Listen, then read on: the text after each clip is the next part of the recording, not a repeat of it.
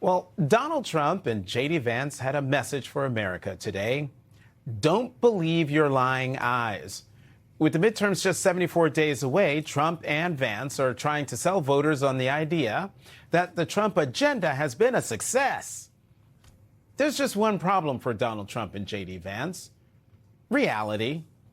People know when their lives are harder. They know when prices are higher. They know when they have a president who doesn't seem to care, more obsessed with renovating the White House than ending a disastrous war he started that is wrecking the economy. Here's Donald Trump today in South Carolina, where he offered the same lies about his war in Iran and recycled blame Biden lies about his failed economy. I think Lindsey respected Darlene more than any other person he knows, including me. That does not make me happy. The radical left Democrats handed us a complete and total affordability and security disaster. Remember affordability. I view the Strait of Hormuz as an American territory right now. It's an American territory. Tariffs. It's my all-time favorite word. I love tariffs. I love the word. It's made us rich as hell. We have to make the midterm elections too big to rig. Very simple. I should be at 100% on the economy, but you're going to see it in a short period of time. What the hell do I have to do? Go back, bomb Iran a little bit more? Donald Trump was in South Carolina ahead of Tuesday's Republican Senate primary runoff, where he campaigned for Darlene Graham, the sister of the late Senator Lindsey Graham, who's currently finishing her brother's term and is running to keep the office and serve a full term. Tonight's campaign event comes after Darlene Graham gave a truly disastrous answer to a question about national security in a debate this week ahead of Tuesday's runoff. Are Taiwan and the South China Sea national security issues for the United States? And if so, why or how? I'm just going to be honest here. I'm not on national security. I'm not that informed on national security. But I do support the military. My brother was in the Air Force for 33 years. So I will do everything I can to support the military. My dad was in the Army. I'm not a polished politician up here. National security is not my thing, not my area of expertise, but I do support the military. So here is how Donald Trump tried to explain away Darlene Graham's answer. She was being honest. I mean, she's into the price of groceries, the price of food, the price of beef, and it hasn't been her thing. It hasn't been her thing. Well, if you're running in a campaign to be a United States senator from a state with a huge veteran population, it kind of has to be your thing. And it's worth noting here that Donald Trump is campaigning in a ruby red state for a primary runoff between two pro-Trump Republicans. But this isn't simply about Darlene Graham. After several losses for Trump-backed Republicans, you think maybe there's some ego at play here. Of course, this is also about Trump trying to prove that his endorsement still carries enough weight to get his hand-picked candidate across the finish line after those humiliating losses. But whoever wins the South Carolina Republican runoff on Tuesday, that candidate will face Dr. Annie Andrews, the Democratic Senate nominee, who will be joining us in a moment. J.D. Vance was also campaigning today in a state that, until the past few months, was considered safe Republican territory. J.D. Vance returned to his hometown of Middletown, Ohio, where he spoke to workers at a steel mill. And there was a whiff, just a little tiny bit of what psychologists would call projection in Vance's remarks today. These Democrats have voted for foreign workers and fraudsters over American citizens and hard-paying taxpayers. They have voted for corporations who sent jobs overseas rather than good American businesses who invested in you, invested in your communities, and increased your jobs. Who do these Democrats put first? Everyone else. You know who the Trump administration puts first? Americans. J.D. Vance then said this about his grandfather. He thought way too many politicians were just plain old corrupt, and he was right. He was definitely right. But when your boss is facing allegations of presidential corruption, like the likes of which has never been seen before, maybe avoid talking about that. This was, after all, supposed to be a speech about selling the Trump economy. And that's a tall order, especially if the best you've got is this absolutely bananas claim about how the Trump economy is going for young people. We're finally seeing that American dream of homeownership become accessible again to our young people. That is demonstrably false.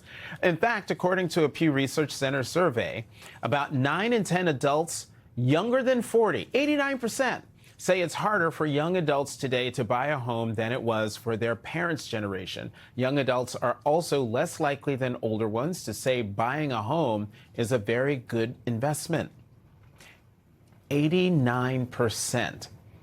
And that's really the larger problem facing the Trump-Vance sales pitch. They're asking voters to believe that Washington is finally working for them. Don't believe your lying eyes. Ignore reality.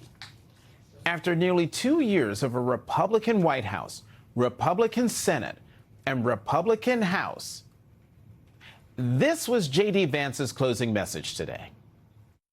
This November, you and I and our fellow citizens, we're going to go to the ballot box and we're going to face a choice. Do we believe in the United States of America? Do we believe in the hardworking men and women who built this great nation? Do we demand that our government serve us and our children rather than fraudsters and criminals? Do we demand that the American president fight for the American people first? I mean, he's not wrong. Voters should demand an American president who fights for the American people first. And they should demand the same of their leaders on Capitol Hill. But do Americans believe that's what they have? No. Nope. No, ma'am. No, sir. Poll after poll after poll shows us that the American people are furious with the administration and with Republicans and don't trust them to make their lives better. So Donald Trump and J.D. Vance can give speeches telling us that things are getting better. They can hold rallies. They can say things are great. And if you don't agree, it's the Democrats' fault. But is that really an argument voters are going to buy? We'll know in 74 days on Election Day. But until then, voters are looking at their own lives, their lived reality. And it's nothing like the one Donald Trump and J.D. Vance tried to sell in their speeches today. Leading off our discussion tonight, Dr. Annie Andrews, the Democratic nominee for the United States Senate in South Carolina. Dr. Andrews, welcome to The Last Word. After Darlene Graham's debate performance, Donald Trump is still all in for her. Do you think South Carolina voters are willing to overlook this? You know, he sure seems to be all in for her. He spent the evening in Myrtle Beach. I spent the day talking to voters in both Myrtle Beach and Conway, and I'm here in Florence, South Carolina tonight.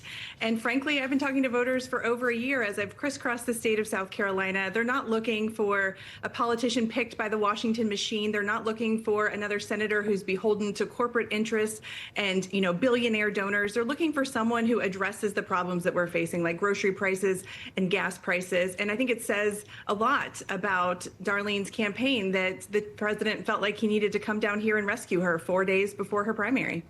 Let me play you something Darlene Graham said tonight. Listen to this.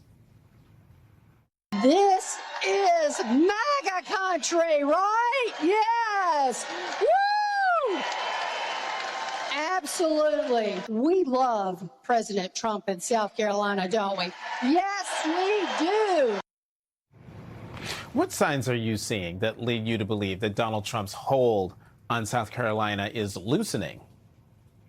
You know, it's the number of people who are showing up at my campaign events all across the state of South Carolina today in Myrtle Beach and Conway. There were Republicans, independents, and a lot of fired up Democrats who are ready to do everything we can to flip South Carolina blue in November. Donald Trump has lost his hold on the state of South Carolina. Darlene Graham is yet another face for this MAGA movement, for a failed Washington, a broken Washington, D.C. that is failing to solve the problems of South Carolinians. We have a healthcare system down here on the brink of collapse with the impending Medicaid budget cuts.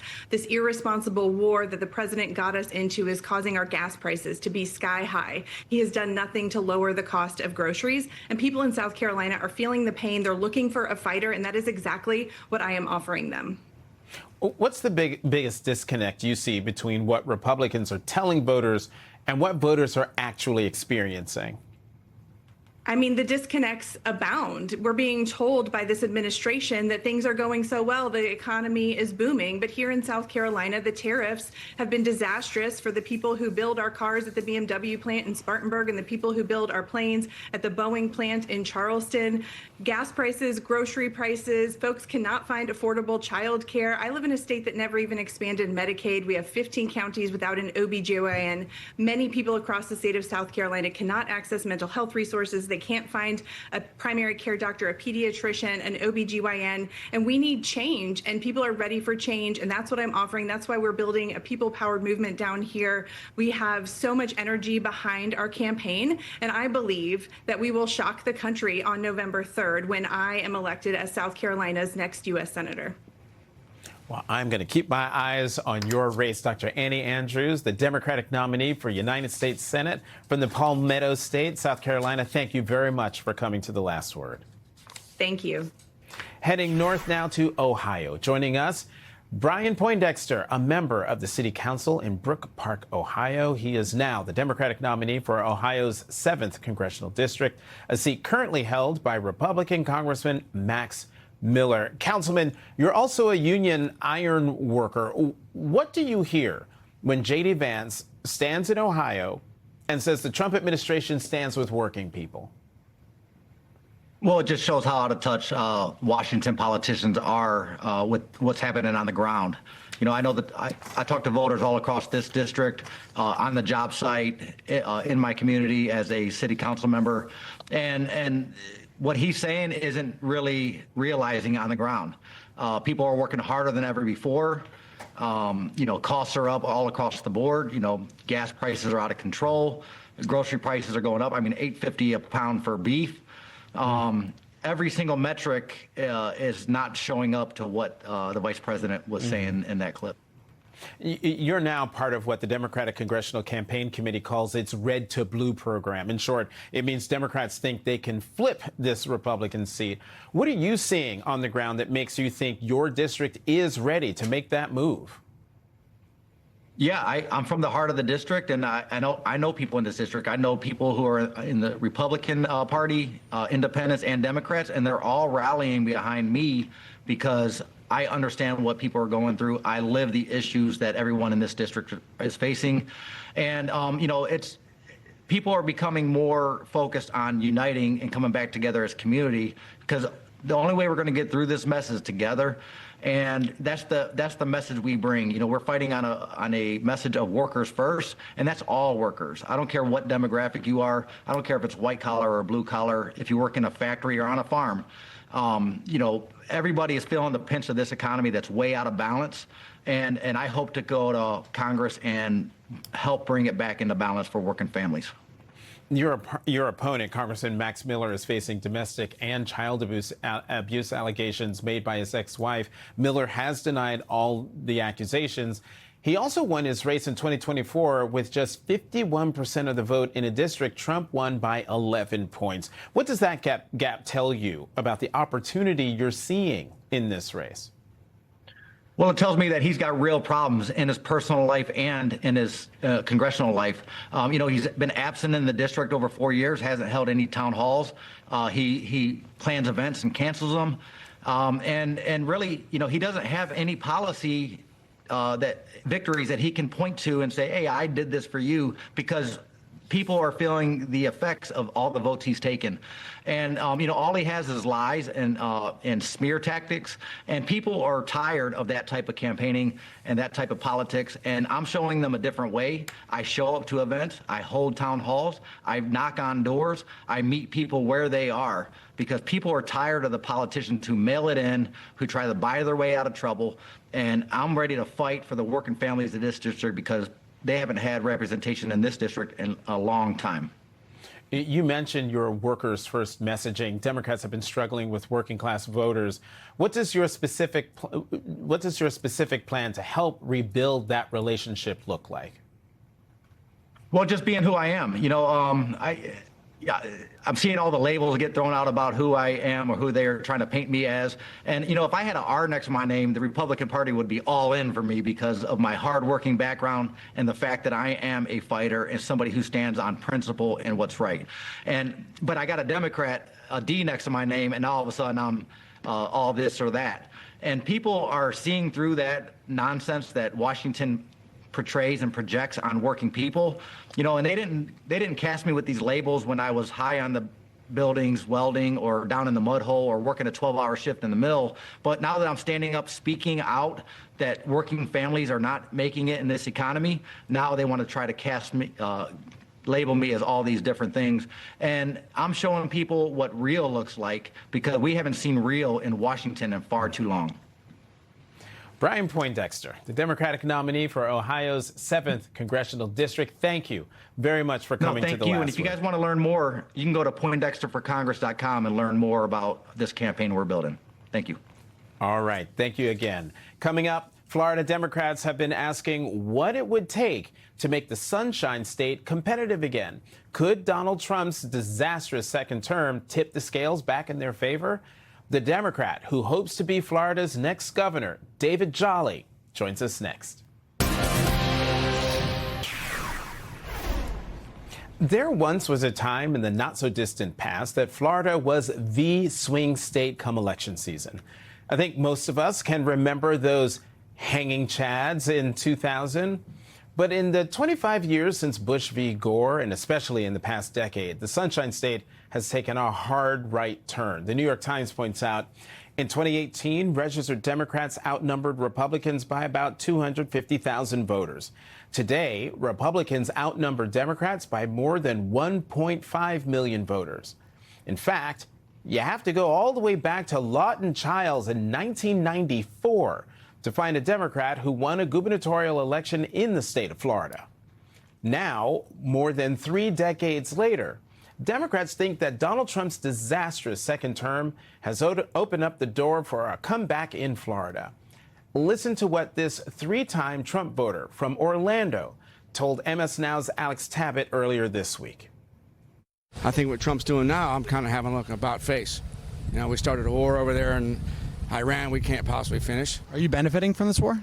No. Who's benefiting from it? Look at fuel prices. We went to Costco yesterday. It's ridiculous in there. Everything's expensive. Where does it end, right? That interview took place on Tuesday as Floridians voted in the state's primary elections. Politico reports GOP Congressman Byron Donalds and Democratic former Congressman David Jolly emerged victorious in their respective Florida primaries Tuesday, setting up dueling tests of the power of President Donald Trump's endorsements and the ability of more moderate Democrats to succeed in ruby red states. We'll also have our first poll since the Florida primaries. It was conducted by a firm that works with Democrats, and the poll shows David Jolly holds a 1-point advantage over Byron Donalds, a lead which is well within the margin of error. But if you dig deeper, the poll shows David Jolly with an 11-point lead among independent voters in Florida. And pollsters point out Jolly is receiving 18% of registered Republicans, more than 2 times Donald's 7% among Democrats. Fresh off his primary win, our next guest, David Jolly, just released his first campaign ad as the Democratic nominee for governor. I'm David Jolly, running for governor. Our politics are broken. We're more divided than ever before. We wake up each day and our leaders tell us to hate each other. And it's wrong. You deserve a governor who's going to put you first. Because we're all worried about the cost of housing, healthcare, food, and gas, where to send our kids to school. We don't want crime or data centers in our neighborhoods. That's why I'm running for governor, and I'm asking for your vote. Joining us now is former Congressman David Jolly. He is the Democratic nominee for governor in Florida. David, it is good to see you in different circumstances than we've seen each other before. You just heard that Trump voter in Orlando. He still voted Republican in the primary. That's right. But for one of Byron Donalds' challengers, what would you say to convince him and other Florida voters like him to cross party lines and vote for you? Yeah, Jonathan, importantly, I think voters are telling us they want change. I mean, the reality is in some elections, voters want to stay the course. In some elections, they want change. And even in Florida, we have seen our special election swing by 15 and 20 points. The city of Miami elected a Democratic mayor for the first time in 30 years, and it was 19 points. It wasn't even close. And so the question is, in a change environment, am I capable of leading a coalition bigger than the Democratic Party, but rooted in the values of our party? You cited Lawton Chiles. I've run a Lawton Chiles campaign for the past 18 months. I've gone in red communities, purple and blue, talking about three values rooted in the Democratic Party: that the economy should work for everyone, government can do a little bit to improve our lives, and everyone's rights should be protected and their dignity respected. Rooted in democratic values, but bigger than our party. So that voter who's saying, look, I just need to make sure the economy's working for me: housing, healthcare, and education. And beyond that, I'd like to think government can just stay out of my life, make some good decisions, respect my personal freedom regardless of my walk of life. That's the coalition. Jonathan, there's a new coalition in American politics tonight, and it's starting right here in Florida. You know, David, I read a statistic in that intro from that poll that jumped out at me. Jolly is receiving 18% of registered Republicans. Yeah. That is surprising to me. Is it as surprising to you as it is to me? You know, it's not, because all voters are looking for change. They want somebody to address housing, healthcare, and education. The cost of your house, if you can afford your insurance, if you can afford your rent. Where can you get healthcare in a state where more people are going without it than ever before? And are there good local public schools? And by the way, are you investing in clean air and clean water? That's not a Democratic, Independent, or Republican principle. But if there is something that's happening here, sure, I was a former Republican. I've been an independent. I actually talk about being a capitalist that believes capitalism creates the most amount of economic growth. I want to let the private sector lead, but there are places where government has to step in. You see, the private sector is never going to make sure that every child gets educated, never make sure that every person has health care, particularly in an uncompensated space. They're not going to fix a homeowner's insurance problem in a natural disaster state. Since World War II, what's created the greatest economic strength and mobility is that government has stepped in and partnered with the private sector or filled in the gaps. And in a state that's known for culture wars, I just use old school libertarian language. Stay out of your doctor's office, stay out of your life, stay out of your business. Let's protect everybody's rights, celebrate your dignity, regardless of the color of your skin, where you were born, who you love, or who you worship. Sure, it accomplishes some progressive goals, but I frame it in old school Republican language that I still believe in. Government closest to the people knows best. Right now, local communities are under attack by state government that's removing all of their authority. Look, Republicans could solve this if they wanted to. They've just drifted so far away that we're going to pull 18% of Republican voters in this race. And if you do that, you very well might win. Let me get you on one more thing, David. Byron Donalds' record in Congress has essentially been a rubber stamp for the Trump agenda. Is that an effective message to enough Florida voters to help you win this campaign? You know, I'm running for governor. I don't have to litigate the president and ask people to litigate their past votes for the president. But I am litigating, in a sense, the president's economy. And Byron Donalds is known for one thing. He's Donald Trump's guy. And importantly, on primary night, he mentioned my name 5 or 6 times, Mandami a few times. He screams socialism and radical and all the stuff that scares himself and scares Republicans alike. But he didn't mention Donald Trump, the one person he's run with for 18 months. So I challenge Byron Donalds every day, and I'll do it right now. Bring Donald Trump to Florida campaign alongside him and defend Trump's economy. I'll leave the president alone, but defend the economy right now that Donald Trump is presiding over, and defend your policies that are backing up this president, because it's the economy that's leaving voters like that Republican at the top of the spot who are saying, hey, I don't trust the president or Byron Donalds anymore. Now's the time for change. Jolly's focused on housing, healthcare, and education and wants to keep government out of my life. That's it. Back to the basics. That's our platform. David Jolly, Democratic nominee for governor of Florida, thank you very much for coming to The Last Word. Thank you, Jonathan. Coming up, build now, litigate later, and sue the critics who get in your way. We'll discuss the latest ways Donald Trump is testing the legal limits of presidential power next with Barbara McQuade. There's a lot happening in Trump's legal world today, but let's start with the White House ballroom, because the Supreme Court's move today has only raised more questions about the guardrails on presidential power. Today, Supreme Court Chief Justice John Roberts gave Donald Trump a temporary green light to keep building his $600 million, 90,000 square foot ballroom at the White House while the justices consider his appeal. So in practical terms, Trump gets what he wants. The construction continues. But remember, Trump has not won this case.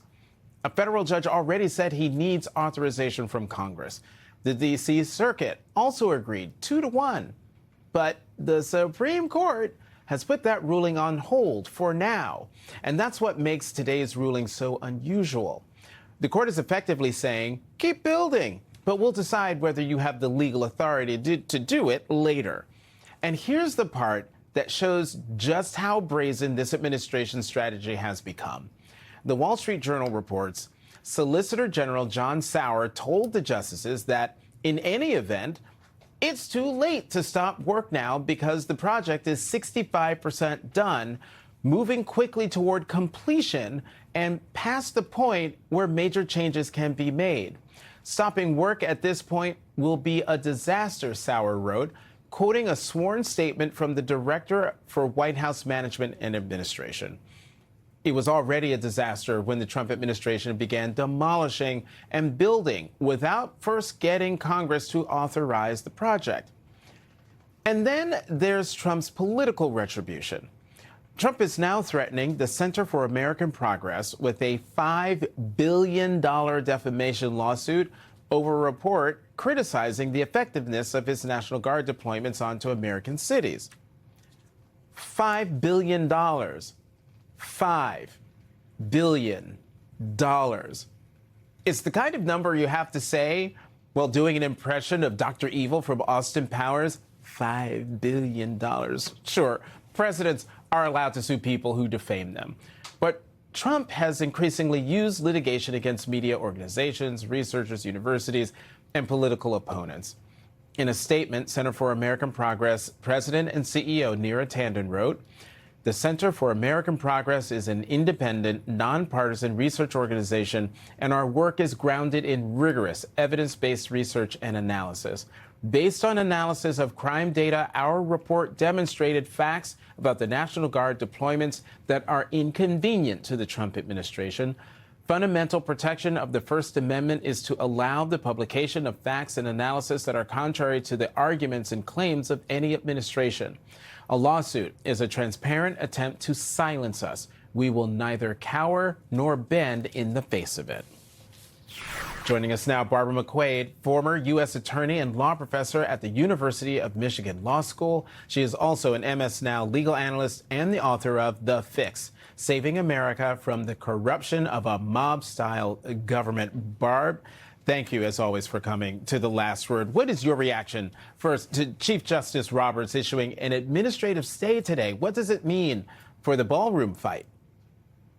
I was actually surprised by this stay, Jonathan, because ordinarily stays are granted, but they are to preserve the status quo while courts consider a legal matter. The status quo, in my view, is not continuing the construction of the ballroom. It would be to stop the construction of the ballroom. Let's just put everything on hold while we work our way through this. It is a temporary order. It is just put in place until the full court can look at it and decide what they want to do with the case. And so I imagine within a matter of days, we will see a more thorough order coming from the majority of the justices. But in the end, it seems to me unlikely that this court is going to overturn what happened in the Court of Appeals. This is a textualist court, and the text of the statutes are very clear. It says that construction of buildings on any government property can only be done with the express authorization of Congress. That was the ruling in the court below. It's very difficult to see how the Supreme Court comes to any different view. But the stay allowing the construction to proceed in the meantime does strike me as unusual, if not maybe a tell that perhaps the court sees it differently than I do. I was going to say, Barbara, because given what the Wall Street Journal is reporting, that Solicitor General Sauer said that, hey, it's almost 70% done. Nothing to, we're almost past the point of no return. Are you confident, really, that the justices are going to come back, say, on Monday or Tuesday? What's to say they don't just wait out the clock to the point where the project really is past the point of no return? Yeah, no, I think that is a risk. So one thing to keep in mind is this is just one justice. It is Chief Justice Roberts, because he's the circuit justice for the District of Columbia. We don't have the full court deciding this case. But you're right, it is a possibility. Now, I don't think that argument should carry much weight. It's like saying, I'm involved in a bank heist. You should stop the bank heist. Well, I'm almost done, even though it's illegal. So at this point, it's futile. Why don't you just let me, steal the money? If it's illegal, it's illegal. So that argument doesn't really land with me too much. On Monday, Trump's personal lawyer sent a letter to the Center for American Progress threatening a $5 billion defamation lawsuit unless it retracts its report criticizing Trump's National Guard deployment into American cities. Barb, talk about how far past normal we are with the president using the threat of a $5 billion defamation suit as an attack on an organization's free speech. Yeah, we're not just past normal, we're past legal, because this is not the kind of case for which defamation law is designed. Defamation law is about an individual's reputation. This is about whether using the National Guard in American cities had a positive impact on violent crime. The report uses data, it uses analysis, and it reaches a conclusion. Now, if you want to rebut that, you can do that. You can issue your own report. You can say, this report was hogwash. Here's our data that shows it was different. But to threaten defamation, especially with this kind of made-up number of $5 billion, strikes me as really just a naked effort to intimidate them, and not only to intimidate the Center for American Progress, which says it's not going to succumb to these threats, and good for them for doing that, but it also sends a message to everybody else out there, maybe people who don't have the kind of resources that they have at the Center for American Progress, and makes them timid and fearful that, boy, I better keep my mouth shut because I might be next. Barbara McQuade, as always, thank you for coming to The Last Word. Thank you, Jonathan. And coming up, follow the grift, not the science. Donald Trump's last FDA commissioner resigned after opposing a policy benefiting the tobacco industry. And now Trump has picked a new commissioner amid growing concerns about political interference at the agency. That's next. Earlier this week, Donald Trump named his new nominee for FDA commissioner, Dr. Heidi Overton. But before we dive into her resume, let's recap what happened to the former commissioner, because it's a perfect example of just how bankrupt Donald Trump and his health secretary, Robert F. Kennedy Jr.'s claims to care about, quote unquote, making America healthy again really are. The New York Times reports Dr. Marty Makary resigned as commissioner in May, citing his disagreement with a new policy allowing major tobacco and vape companies to sell flavored e-cigarettes. Dr. Makary had been under pressure from the White House for months to authorize flavored vapes, a policy he objected to over concerns about their appeal to teenagers and young adults. The week after Mr. Trump had a golf course lunch with tobacco executives, the FDA approved mango and blueberry vapes and unveiled the new policy. Golf course lunch with tobacco executives. I tripped even saying that. Follow the grift, not the science. That's par for the course with the Trump team. Now, Dr. Heidi Overton is an actual doctor, which already makes her far more qualified than RFK Jr. She trained as a surgeon at Johns Hopkins University Hospital. But despite her medical school education and training, the Times reports Dr. Overton has done little to intervene during a period of extraordinary interference into the independence of the FDA. Health Secretary Robert F. Kennedy Jr. has pressured the FDA to make unvetted peptide injections more broadly available. Additionally, a donor to Mr. Kennedy's presidential campaign and an affiliated PAC fund exerted outsized influence over the agency's regulation of what is that? Kratom?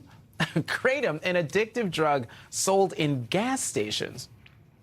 Dr. Overton stood beside Kennedy and Trump as Trump issued a piece of paper about the childhood vaccine schedule and has touted state laws changing, even though Trump doesn't have the power to change state laws on vaccine requirements. And Dr. Overton is an outspoken anti-abortion activist. She wrote this for the America First Policy Institute in 2023, less than a year after the Dobbs decision. I'm quoting here. Federal policymakers have recently expanded access to abortion pills, also called chemical abortions, which are far more dangerous to women, enabling rapid access to abortion. Joining us now, Mini Timuraju, the president and CEO of Reproductive Freedom for All. Mini, thank you very much for being here and letting me know I got the right pronunciation of Dr. Makari's name. But let's talk about Dr. Well, he wasn't there that long, so it's not too terrible that you can't remember. Okay. Well, let's talk about Dr. Overton. Her claims in that MAGA blog that, quote, abortion pills, also called chemical abortions, are far more dangerous to women. What's your response to that? I mean, this is classic anti-abortion extremist propaganda. This is junk science. This is what the anti-abortion movement, the so-called pro-life movement, has been pushing since medication abortion, mifepristone, was authorized over 25 years ago. It is been deemed by this FDA effective, safe. It's been the subject of multiple lawsuits. It's already gone to the Supreme Court once. We know that any other FDA, especially an independently run FDA, would be vigorously defending its independence and the ability of its scientists to make decisions. But an FDA under Heidi Overton would be a disaster for reproductive freedom and reproductive health. Well, I was about to ask you what worries you most about what she could do with regard to federal abortion policy. So just to rewind slightly, there have been multiple cases, and there's a new case working its way through the courts on medication abortion and mifepristone. This one is the state of Louisiana versus the FDA. The FDA under Martin Makary made a commitment, and the court had asked that they release an updated review of the safety of mifepristone. Why? Why is this so important now? Medication abortion constitutes the majority of abortions in this country, mifepristone specifically. Telehealth and telemedicine and medication abortion by mail is really allowing us to bridge a gap for care, particularly post-Dobbs, when we have so many states with bans and extreme restrictions and patients trapped in states like Texas and Louisiana who can't get access to care. Medication abortion also allows folks to get access in the privacy of their own home through self-managed care earlier in their pregnancy and at a lower cost. So these are all good things, right? These were actually COVID-era restrictions that were lifted to make it easier for folks to have access to care for telehealth. Because of all those things, despite the Dobbs decision, abortion access and abortion rates have gone up in this country. And that makes opponents of abortion, the extremist anti-abortion movement leaders like Heidi Overton, it makes them livid. And they are adamant to ban abortion any way they can. And restricting medication abortion is their primary focus right now, since they cannot pass a bill at the moment. Can you explain that? Yeah. Given all the restrictions to the access to reproductive health care, how is it that abortion rates are going up? Right. It's because we have the ability to access care through telehealth. And doctors in places like California and New York are being protected by their state's shield laws. So we've got state legislatures passing legislation to protect abortion providers in states with access to care, to providing care to patients in other states. This has been the subject of pretty high-profile lawsuits. You've got Ken Paxton, who's running for the U.S. Senate, trying to extradite doctors from New York, and Tish James fighting back. So we're going to see this continue to creep its way back up through the federal courts into the Supreme Court because of this conflict. But at the end of the day, we've got incredibly brave doctors across the country who are willing to do what they can, do what it takes, and providers and mutual aid organizations, abortion funds, who are getting these pills into the hands of patients when they need them.